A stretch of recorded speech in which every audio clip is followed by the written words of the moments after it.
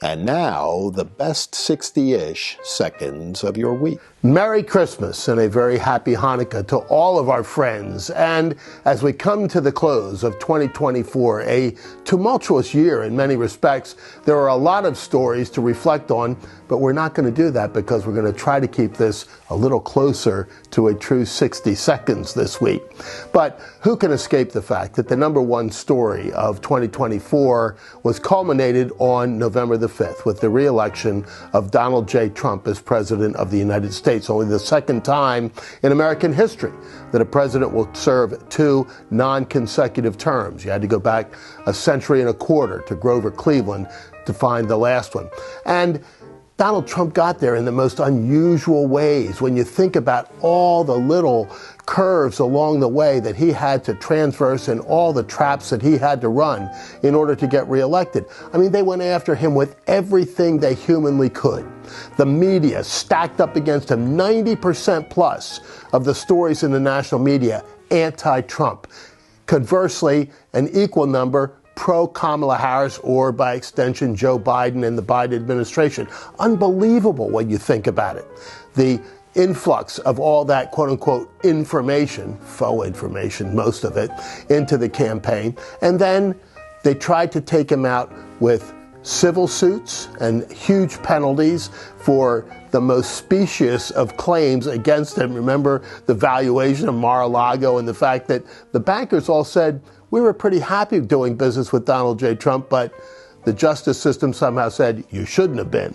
And then they went after him criminally, actually got felony convictions. And what happened when all that occurred? His popularity rose instead of sank. The Democrats were banking on the fact that they could say, we're running against a convicted felon. But it didn't work. They completely misread the mind of the American people. And they did so throughout the campaign. And frankly, many of them continue to do so after the campaign is over, continuing with the Trump derangement syndrome and all that goes on with that. But President Trump overcame not only the obstacles of the courtroom, but an assassination attempt that actually had him hit by a bullet, and another one that could have come even closer than that had it not been stopped in time. So the fact that he is today the president-elect of the United States is really a significant story. Even Time magazine had to say he is the man of the year. And so much promise comes as a result of that. 2025, I think, is going to be a really fascinating year. The House of Representatives, of course, very closely divided, and a lot of chatter now about who's going to be Speaker and whatnot, but hopeful that they can work that out and just come to the realization that working together as Republicans in Washington in support of the Trump administration and their agenda is going to do so much for the American people. And that is a win-win scenario. And so as we look to January 6th and the certification of the vote finally, and January 20th, the inauguration, we have a lot to be really hopeful for.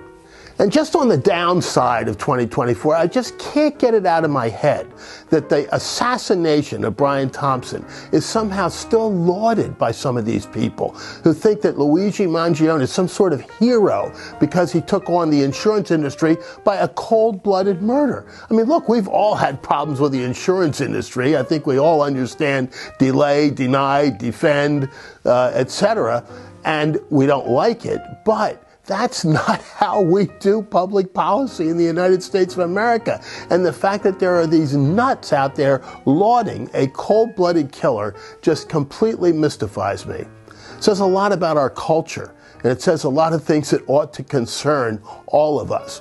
But that's just an aside for now, because as we look to the week ahead and the start of a new year and all of the promise that it hails and holds for us, may each of you have a healthy, happy, prosperous, and really, really happy new year.